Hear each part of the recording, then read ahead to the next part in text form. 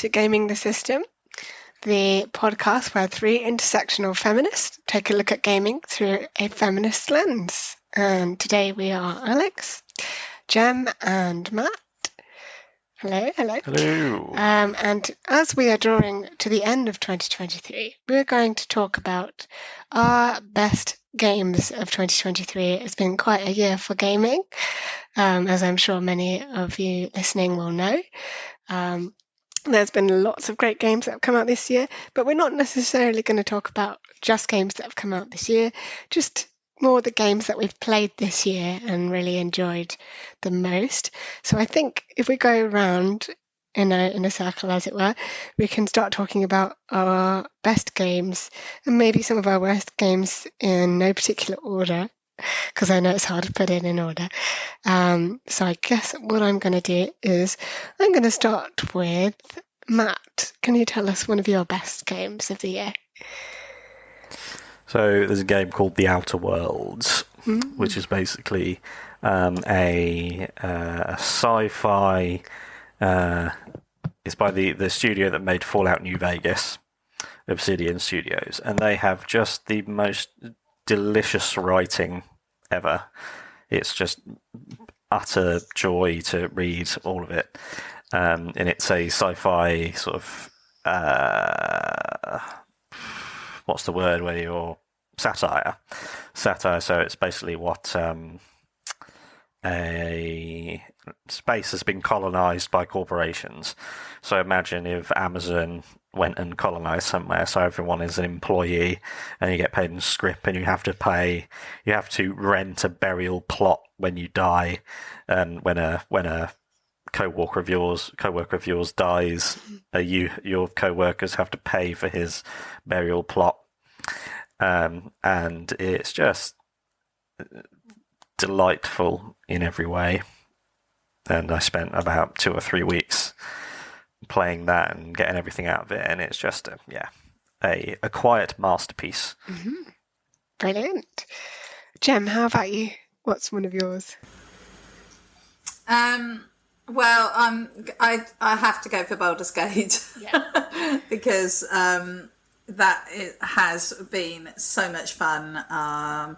We had a chat with a friend of ours, Finn, yesterday. And I think that will be coming up in the new year, perhaps. I think that episode. So check that out. But yeah, it's just.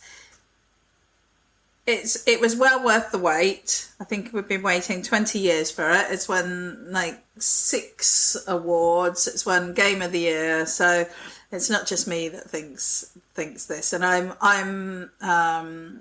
well over halfway through and really, really enjoying playing it and sort of nervously awaiting the finish of it.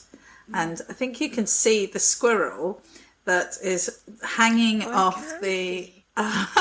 It's reflected actually. There's a window there, but it's over there, and it's hanging off the bird feed. Well, hanging onto the bird feeder, stealing all the bird food. So, yeah, sorry if that's slightly distracting. They do also tend to fall down from there, so that's quite distracting for me. So Baldur's Gate, definitely. I think I'm going to have to join you on that. Jem, Baldur's Gate 3 is definitely one of my best games of 2023 for bringing me into the world of D&D, although not traditional tabletop D&D, which I'm sure many people will be telling me there's a big difference between Baldur's Gate and actual D&D on tabletop. But having not played anything like D&D, tabletop or otherwise, I can tell you I'm very much enjoying it. Very engaged with the game. I think it's brilliant. Just really enjoying the experience, despite another crash earlier today. But luckily we'd only just got into camp and started gathering ourselves, so no quick save horror as before, which was okay. But no, genuinely there is a really brilliant game, and that's one of mine. So we'll go back around again to Matt. How about your next one? Yeah, next biggest one was Horizon Forbidden West, which I played for a second time because there was a DLC that came out, and it had one of the best technically put together boss battles at the end. So that was a perfect example of how you do a massive big boss battle at the end. Because the writing is not particularly, well, it is quite grating. I chose to play it in Italian. So reading the words and hearing them spoken in this lovely language made it a wonderful. I was able to just enjoy the experience and played it for like 6 weeks, and yeah, it did the platinum and just got every single drop out of it, and yeah, it's a great game that could be. It has transcendence in its grasp, and the game developers know. Will make her have no muscle, no underarm hair, will make her hair perfect. Blah, blah, blah, blah. And so technical transcendence with social just mediocrity, unfortunately. But playing a game with bad writing in a foreign language makes it palatable. And yeah, I recommend other people do that. Mm-hmm. Top tip for you there. Okay, Jem, what's your next one? I'm really struggling actually because the ones that kind of come to mind are usually like the really big name games, but I wanted to give a bit of a nod to the Wandering Village, which I came across because I was sort of exploring eco-critical gaming, so games that were commenting on the ecosystem and the climate crisis and all of that, and I came across this little sort of indie game that's about the far future where the land's all poisoned and nothing's sort of growing, and there's all sorts of poison clouds and things, and you're the last few humans are sort of nomadic tribes, and they find a giant creature, and sort of end up in this sort of symbiotic relationship with it. So you live on their back and you build up your little village and you harvest things off their back and grow things there, and while the creature wanders through the land, and sometimes it might wander into a poison cloud, but you can eventually, once you've gained the creature's trust, you can redirect it and move, avoid the clouds and go and pick up other nomads, and so that was that was super fun game that kind of kept me occupied for quite a while. So yeah, I wanted to give that as a Wandering Village. Nice. Definitely one to check out, I think. For me, my next one, I'm going to go for... Matt's not going to like this. Star Wars Jedi Survivors is my next one. And I know Matt has some strong feelings against it for reasons he can feel free to explain if you would like. But no, I enjoyed it as an experience, as a continuation of Cal's story. Although I was frustrated at the point at which it ended. No spoilers for anyone who hasn't played. But I thought it would go on for a little bit longer. But they're obviously building up for a third one. And so cut it at a point where I was not ready for it to end. But yeah, no, generally, I think they've taken a lot of what they did with the first one, whose name escapes me, Fallen Order, and kind of expanded it massively into, well, this one large planet that you can spend a lot of time on. And there's still quite a lot I haven't explored, even after the end credits, because I think we focused a lot of our time on the main story. But I think just in terms of spending time in a Star Wars universe as a gaming experience, I enjoyed that. That side of it. And yeah, you know, as a Star Wars fan, that's something to be pleased with, I think. But yeah, still looking forward to other games upcoming in future. But yeah, it's definitely one of the ones I enjoyed playing this year. Mm-hmm. I'll before I do my third best one. Yeah, it was the front runner for the worst game of the year for me. And I only played it for like 2 hours, and then went, no, that is about as bad as Hogwarts Legacy as well. Jesus Christ! And you enjoyed that as well. So I did, yeah, for different parts. Like there are parts of it that I'm finding quite repetitive now. Several tens of hours in, it has become quite repetitive. But in terms of the world building, like the actual Hogwarts Castle and Hogsmeade are like amazing pieces of work that lots of people have worked very hard on. And for those bits alone, I think it is really cool to see. But whether I would have paid that much for the actual gameplay, I'm not sure. Yeah, it's an interesting one to talk about, definitely. So by far the head runner was Jedi, whatever it is, 2, and then Hogwarts, which was just that was playable at least. But smashing all of them out of the park is Fort Solace. I have been betrayed by Troy Baker. Oh, no. Because it's Troy Baker and the actor who plays Arthur in Red Dead Redemption 2. So 2 of the biggest voice actors ever, 2 of them on an abandoned space station with a spooky mystery. And I thought it was going to be... So I played the Callisto Protocol and thought it wasn't particularly good. It looked good, it was spooky, but it was a bit limp, really. So I assumed this was going to be a terrifying, psychological, horrible thriller thing.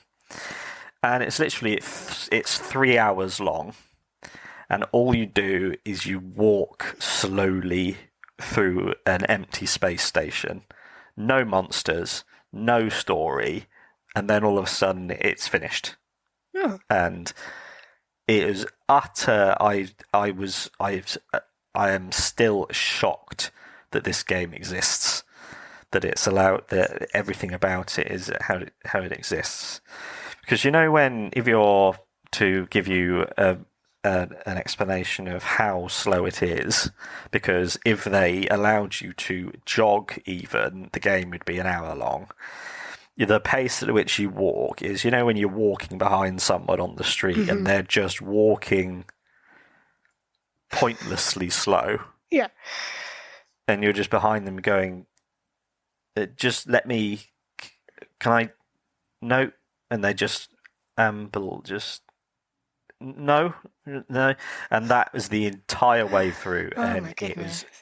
utter, at least the Jedi 2, it's a game that is trying to do, that says it's trying to do something, and Hogwarts is something that says it's trying to do something. This one is just zeros and ones, pointless zeros and ones, doing nothing. And it's one of the worst gaming experiences I've ever had. Wow. Resounding there from Matt. Jem, do you have anything? Good. I forgot that was meant to be an interlude between my third good one. Yes. Yeah, go on. It's third good one, a late runner in coming out of nowhere, really, was because now that I have my new laptop, which has opened up an entire universe of gaming for me, it is also allowing me to play games that I've played in the past through completely new eyes. And the biggest one that I've caught onto has been Death Stranding. Yeah. Starting Death Stranding again, and I've played it through twice, spent hundreds of hours in it. And now playing on so I've got my laptop and I've got a 4K TV. And normally on PlayStation stuff, you can choose between either having 60 frames per second with full HD, or you can try and push it up to 4K, but it'll lower the frame rate. And I always choose 60 frames per second, so the resolution is less. But with this laptop, I can play at 4K resolution at 100 frames a second, and it's just stunning what this small little thing can do. And Jem's husband Daniel was instrumental in getting me this, because the biggest thing was the graphics card, and I thought so. It's an NVIDIA RTX 4070. And when I was looking, I saw like the top end ones were 40, 60, 70, 80, 90. And so I thought, 70, hopefully that'll be good. And I assumed that the 70 was be like 2 or 3 years ago, at least, because they're the different iterations. It's only 6 months old. Wow, really? The 4070 is only like 6 months old. So mine is at the absolute bleeding edge of the spear. And it's able to do these incredible things. And the laptop, I was assuming you'd have to pay like £5,000 for it, but it was only £1,400 for this insane, monstrous thing that is ready for gaming for the next 10 years. So the game that came in at number 3 is Death Stranding, and the VIP of the year is Jem's husband Daniel for allowing me to explore this new universe. So, 2 awesome things. I won't let him watch this episode, because that'll just go right to his head. Before I do mine, I was just wanted to ask, actually, how do you two feel about games? Do you feel like you have to complete a game for it to be... I was just thinking about Hogwarts and these massive games, or Horizon. And I haven't played Hogwarts, but I did play Horizon New Dawn, and I haven't completed it, but I would still argue that I really enjoyed the game, and that I got a very enjoyable experience out of it. Do you feel that you have to complete a game in order to have properly played it, or do you think that are you okay to sort of go, I've done this, I feel like I've seen enough of this game and I can move on to something else? Or... I think for me it depends how far I've got with it. Like with Horizon Forbidden West, I have started playing it, but I haven't really gone beyond sort of the first sort of early level area, mainly just because other games came out and then I got distracted, which happens every time. So I know in my heart of hearts that I haven't really finished that game and that I should sit down and finish it, but I did very much enjoy it in the time that I did play. Whereas when I think about a game that I've poured hundreds of hours into and have not yet finished, Assassin's Creed Valhalla, I haven't finished the main story, but I've played hundreds of hours, and I very much enjoyed that. But I feel like really I've probably completed it, and if I want to go back I can do, but I could also just look up the ending on YouTube if I really wanted to, because I've put my time into that one, I think. Whereas with Horizon I'd probably push myself to get back into the swing of it if I had a game-free calendar, as it were, with no imminent releases that I'd want to play. So I think in terms of answering that question, Jem, it does depend on like my own personal level of how much time I've put into it and how much of the main story is left for me. Don't know if you feel differently, Matt. Yeah, my game of the year I'll answer that question. That's connected to my game of the year, so I'll answer that when it comes to my last. Okay. Awesome. Well, okay. So yeah, that's really interesting. It was just a thought that came to me, and I was sort of, I wonder how you feel about it. So one of my other games of the year is going to be The Last of Us 2, because it's just blooming amazing, and I have to thank Matt for sort of encouraging me to actually get all the way through that one, because I'm like you, Alex.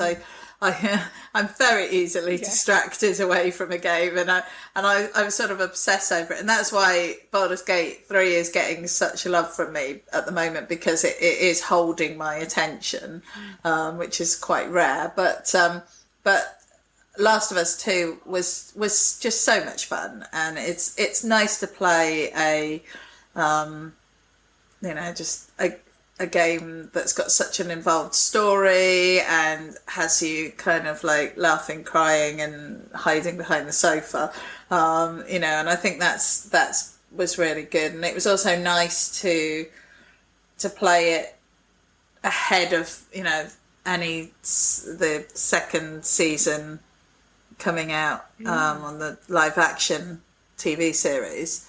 So it's such a good game. It's dark, it's quite depressing, and it has quite a depressing story really all the way through.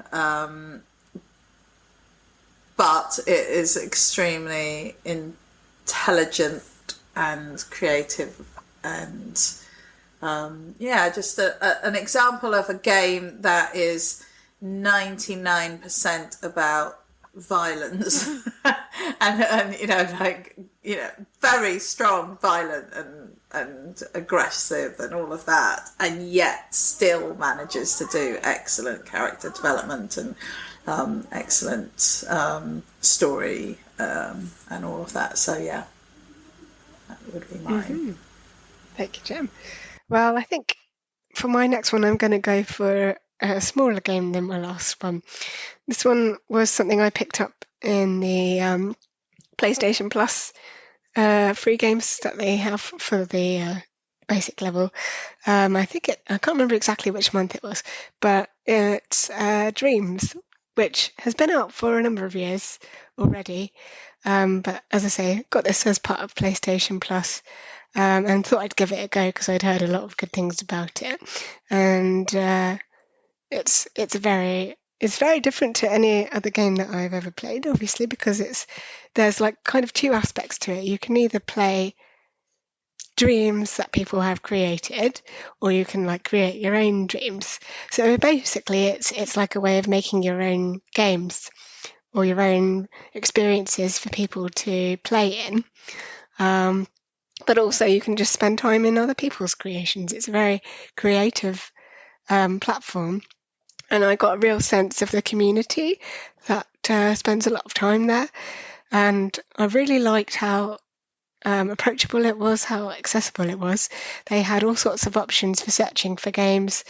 They had a whole section on accessibility where they had loads of games that you only needed to have 1 or 2 button presses for, all sorts of things that I'd never sort of thought about in that way.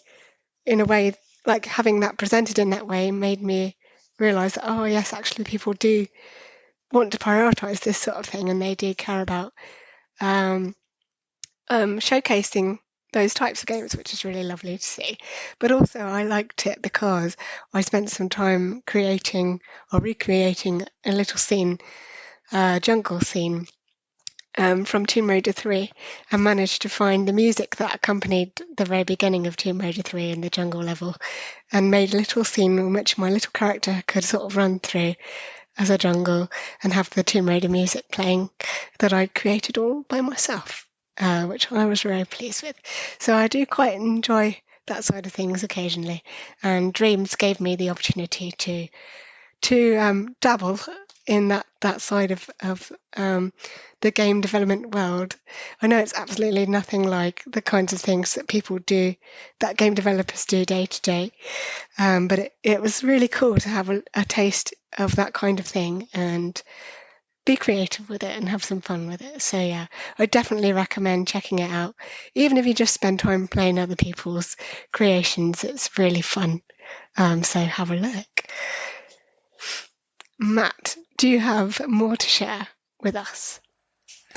It must be past the NDA period now, where at some point, let's say someone called Matt was a playtester for Dreams, and they had a very, very interesting experience playing Dreams. And it is, comparing it to the Unreal Engine, it is a very accessible, it was more just, it's a different kind of game engine, but it is still a game engine. Yeah. And game engines all run on the same concepts. So there'll be plenty of people who are getting their first steps in game development through it. I've got I've got one of my game ideas is an underwater horror game, and I made a horrifying little scene from that. I'll show you to at some point. I'd love to see it. It scared the shit out of me, and I made it. So Dreams, very good. My game of the year, absolute transcendent experience this year has been Hitman. I've played it on and off over the last couple of years, but this year I've played 1,000 hours of it. That's so many hours. Yeah. It took me a second now to realize. So I was just like, wow, but I didn't have my mic on, so I'm just putting that in there. That's impressive. It is. Yeah, so this is partially an answer to my Jem, what you asked about how much enjoyment one gets out of a game. So my gaming is my primary comfort mechanism, my safety blanket. But I've always had this cycle of, and I don't know if other people have this, where I'll get a game and I'll play it, and if I'm enjoying it, I'll get to sort of like the 60% mark, and then I'll start stressing about when the game's going to end. And then I'm stressing about what the right next game is, because there's always a next game, the right next game that comes along. So, but the end, like that sort of remaining 40% is marred by anxiety about the next game that I'm going to find. And then when I come to the end of it, and then that period when I'm looking for the next game, that period of time is just anxiety and stress, and then I find the right game, and then that cycle repeats and repeats and repeats. And so it makes it hard to fully relax and enjoy fully games. I enjoy it up to a point, but then it sort of gets marred by that. But what Hitman has given me is that it's an infinite game. Then they've got this new mode called Freelancer, where it's basically you're assigned random targets in the levels, and there's just, you could sit down and you can play it and play something completely unique every time. And it's really just satisfying and enjoyable and fun and relaxing. And I came up with the idea of Hitman being sort of my backstop default game, so that when I'm playing, say, The Outer Worlds, for example, I was able to enjoy it all the way through, because I knew that when I got to the end of it, I would have Hitman as that buffer in between that game and the next game. So I could enjoy it right up to play all of it, and then I had Hitman right there for me to bridge onto the next game. And that has worked incredibly well, because it meant that I was able to play Horizon Forbidden West for 6 weeks and play it right up until the absolute end of everything and enjoy it. And then I did the same thing with Spider-Man.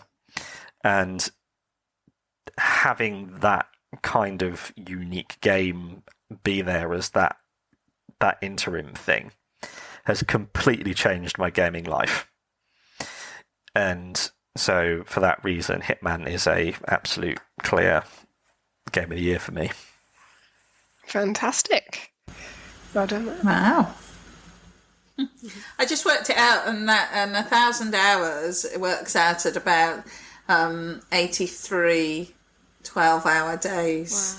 Wow. So that's what, like nearly 2 months, just more than 2 months. Well, about 2 months. No, 3 months. nearly 3 months. Yeah.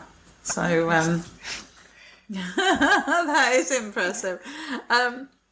So my last one is going to be Pandemic Legacy board game, because I think we've been playing it for nearly 2 years now, and it's because it's not like the normal Pandemic, which is just you just replay like a normal board game.